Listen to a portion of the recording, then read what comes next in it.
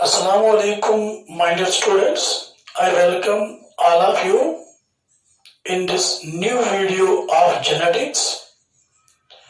बेटा आज हम पढ़ेंगे नया टॉपिक जेनेटिक्स का जीन इंटरेक्शन। और ध्यान रखिएगा बेटे, जीन इंटरेक्शन दो टाइप्स की होती है। एक जीन इंटरेक्शन होती है बेटे जिससे हम कहते हैं एलीलिक इंटरेक्शन। एलीलिक इंटरेक्शन जिसका एक और नाम है इंट्राजीनिक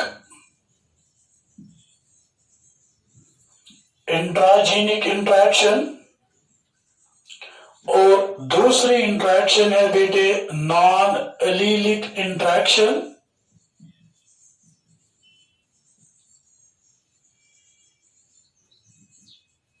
नॉन एलीलिक इंटरेक्शन जिसको हम कह सकते हैं inter genic interaction. Non allelic interaction को हम बेटे कह सकते हैं इंटर जीनिक इंटरेक्शन। सो बेटे दोनों में से हम पहले डिस्कस करेंगे आज एलीलिक इंटरेक्शन। बेटे एलीलिक इंटरेक्शन वो इंटरेक्शन होती है जब इंटरेक्शन होगी between the two alleles of the same gene present on same locus, उससे हम कहते हैं allelic interaction. Interaction between two alleles of the same gene, interaction between two alleles of the same gene present on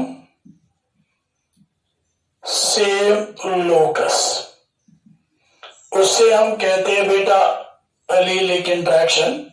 जब एक ही gene के दो alleles के दरमियान इंटरेक्शन होगी। बेटा एलीलिक इंटरेक्शन के एग्जाम्पल्स हैं, एलीलिक इंटरेक्शन की एग्जाम्पल्स हैं।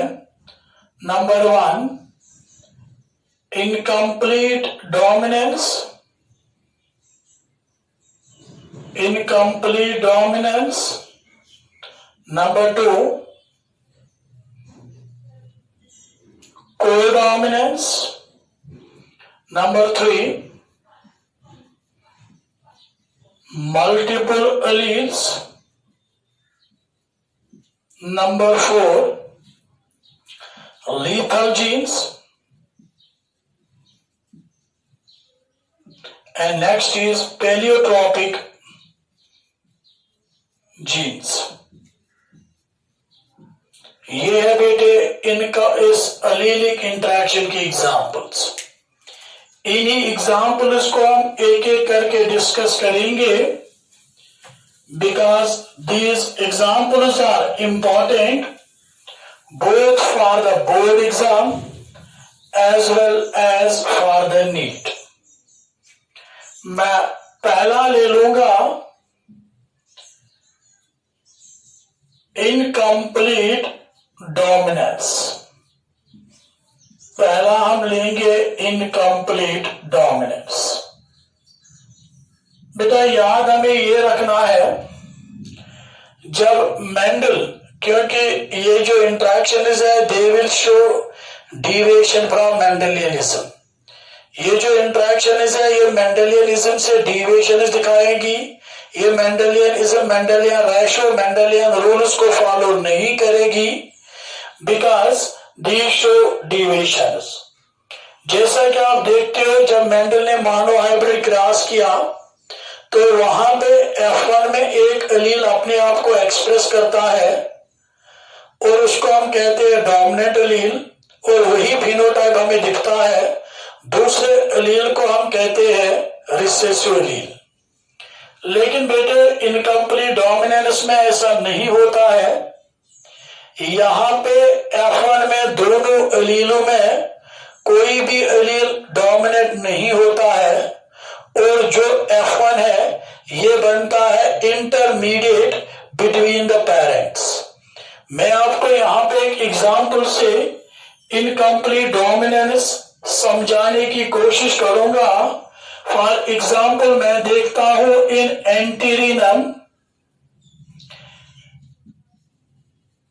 एंटीरिनम मार्जिस, ये जो एंटीरिनम मार्जिस वाला प्लांट है जिसको आप डॉग फ्लावर भी कहते हो या जिसको हम स्नैपड्रैगन भी कहते हैं, इस एंटीरिनम मार्जिस प्लांट में दो तरह के इन प्लांट्स में फ्लावर्स होते हैं। एक प्लांट के या तो फ्लावर्स रेड होते हैं, इनमें प्लांट्स में फ्लावर्स, इन प्लांट्स में फ्लावर्स या रेड होते हैं या बेटे व्हाइट होते हैं। आप देखिए, जैसा आप जानते हो, यहां से दो एलील्स आएंगे कैपिटल आर, और यहां से दो एलील्स आएंगे स्मॉल आर। 4 ऑफस्प्रिंग्स बनेंगे F1 जनरेशन में। आपको अच्छी तरह आता है, आप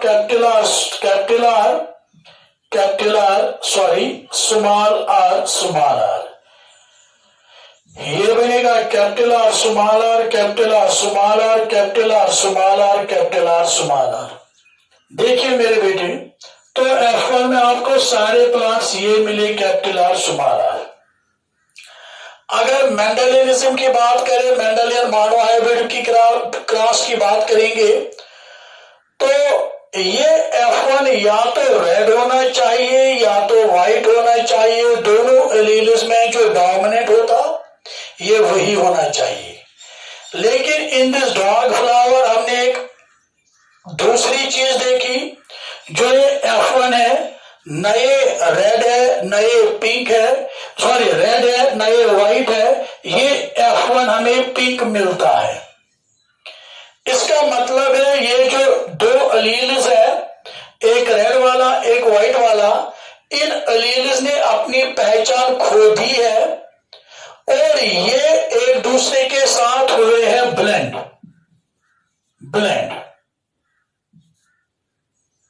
ये एक दूसरे के साथ हुए हैं ब्लेंड, यानी मिक्स। इसीलिए जो F1 है ये मिलता है इंटरमीडिएट, ये हमें मिलता है इंटरमीडिएट बिटवीन द पेरेंट्स। जो पेरेंट्स होमोजाइगस कंडीशन में है, F1 हमें मिलता है इंटरमीडिएट। और वही मैंने कहा था इनकम्प्लीट डोमिनेंस, F1 में दोनों में से कोई भी एलील न डोमिनेट होगा न रिसेसिव होगा। इसीलिए जो F1 का फिनोटाइप बनेगा वो बनेगा इंटरमीडिएट बिटवीन द पेरेंट्स, क्योंकि दोनों एलील्स ने अपनी पहचान खो दी है। दोनों एलील्स एक दूसरे के साथ इंटरमिक्स यानी ब्लेंड हुए हैं, क्योंकि इनकम्प्लीट डोमिनेंस को हम कहते हैं ब्लेंडिंग इनहेरिटेंस।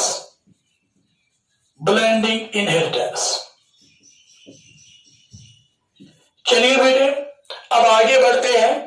आगे बढ़ के देखते हैं कि अब F2 जनरेशन में रेशो का क्या होगा। अब हम ये देखेंगे बेटे कि F2 जनरेशन में रेशो को क्या होगा। क्या रेशो सेम रहेगा वही जो मेंडेलियन मोनोहाइब्रिड क्रॉस में होता था, या रेशो मॉडिफाई होगा, ये हम आगे देखेंगे। उसके लिए आप जानते हो हम करते हैं selfing, and you know selfing में हम क्या करते हैं, F1 जनरेशन में एक प्लांट मेल लेते हैं, दूसरा प्लांट फीमेल लेते हैं, इनके दरमियान क्रॉस करते हैं। चलिए बेटे आगे बढ़ते हैं। Capital R small R into capital R small R, you know दो गैमेट्स बनेंगे कैपिटल आर वाला स्मॉल आर वाला, दो गैमेट्स बनेंगे कैपिटल आर वाला स्मॉल आर वाला। अब इनको ऐसे क्रॉस कीजिए, कैपिटल आर आएगा, इसको इसके साथ कीजिए कैपिटल आर स्मॉल आर आएगा, इसको इसके साथ कीजिए कैपिटल आर स्मॉल आर आएगा, स्मॉल आर आएगा। यू नो बेटे ये रेड है, ये डेफिनेटली पिंक है, ये पिंक है बेटे, ये व्हाइट है। तो मेरे बेटे यहां पे जो रेशो है वो रेशो हमें मिलता है 1:2:1, जबकि मेंडेलियन मोनोहाइब्रिड में हमें फिनोटाइपिक रेशो मिला था 3:1। और यही समझाने की कोशिश हम कर रहे हैं कि incomplete dominance is totally deviation from the Mendelianism, incomplete dominance Mendelianism से डिविएशन है, मेंडेलियनिज्म को फॉलो नहीं करेगी, क्योंकि यहां पे देखिए हमारा रेशो मॉडिफाई होकर आता है, क्योंकि F1 में कोई भी एलील डोमिनेंट नहीं है, दोनों एलीलों ने अपनी पहचान खो दी है, दोनों एलील मिक्स हो चुके हैं, ब्लेंड हो चुके हैं, इसीलिए हम इसको कहते हैं बेटे blending inheritance. And that's why F1 हमारा इंटरमीडिएट है, वो किसी भी पेरेंट्स से मिलता जुलता नहीं है, दोनों पेरेंट्स के दरमियान बेटे इंटरमीडिएट है। और यहाँ पे एंट्रेंस के लिए ये बात याद रखने के काबिल है कि इनकम्प्लीट डोमिनेंस में फिनोटाइपिक और जीनोटाइपिक रेशियो सेम होता है। Phenotypic ratio is 1:1 and genotypic ratio is 1:1. In incomplete dominance, both phenotypic and genotypic ratio is same. बेटे एक और एग्जाम्पल इनकम्प्लीट डोमिनेंस की देंगे, जो आपके एनसीईआरटी में भी दे रखी है, इसलिए ध्यान रखिए। नीट में ज्यादातर एनसीईआरटी पूछी जाती है, बिकॉज फॉर नीट एनसीईआरटी को माना जाता है बाइबल, तो इसीलिए एनसीईआरटी नीट वाले बच्चे ज्यादा ध्यान देंगे इस पे। दूसरी एग्जाम्पल है मेरे बेटे starch synthesis, starch synthesis in pea seeds, pea seeds में स्टारिज सिंथेसिस। बेटा पी सीड्स में सिटारिज सिंथेसिस को कंट्रोल करता है एक जीन बी, जिसके 2 एलील्स है। बेटे ये डोमिनेंट एलील जब होमोजाइगस कंडीशन में होगा तो इस वाले सीड में सिटारिज बहुत ज्यादा बनेगा और सीड की शेप बड़ी होगी, वो बिल्कुल आपको राउंड दिखेगा। जब ये जीन इस कंडीशन में होगा, इस वाले सीड में सिटारिज की सिंथेसिस कम होगी और इस वाले सीड की शेप रिंकल्ड होगी। अब हम ऐसे करते हैं, इनको क्रॉस कराते हैं, देखते हैं F1 में क्या आएगा। F1 में मेरे बेटे ये आएगा। अगर मेंडेलियनिज्म फॉलो होता तो इस वाले सीड में सिटारिज बहुत बनना चाहिए था, क्योंकि कैपिटल बी डोमिनेंट था, कैपिटल बी स्टारिज ज्यादा बनाता है, तो इस वाले F1 में इस वाले सीड में तब सिटारिज ज्यादा बनना चाहिए था। लेकिन मेरे बेटे क्या होता है, जो ये F1 वाला सीड है, इनमें न कोई डोमिनेंट एलील है न कोई रिसेसिव है, क्योंकि इट इज इनकम्प्लीट डोमिनेंस। इस सीड में सिटारिज न ज्यादा बनता है न कम बनता है, इस सीड में सिटारिज इंटरमीडिएट बनता है, इसीलिए इस सीड की शेप न बड़ी होती है न छोटी होती है, इंटरमीडिएट किस्म की होती है। इसीलिए क्योंकि दोनों में से कोई भी डोमिनेंट नहीं है, क्योंकि दे शो इनकम्प्लीट डोमिनेंस। एक और एग्जांपल याद रखिएगा बेटा इनकम्प्लीट डोमिनेंस की, 4 ओकलाक प्लांट। सबसे पहले इसी प्लांट में करोन्स ने इनकम्प्लीट डोमिनेंस को डिस्कवर किया है। तो इनकम्प्लीट डोमिनेंस की 3 एग्जांपल्स दे दी, डॉग फ्लावर में, starch synthesis in pea seeds and 4 o'clock plant में। बेटा होप कि आपको इनकम्प्लीट डोमिनेंस क्लियर हुआ होगा, तो इंशाल्लाह नेक्स्ट वीडियो में डिस्कस होगा कोडोमिनेंस। थैंक यू बेटा।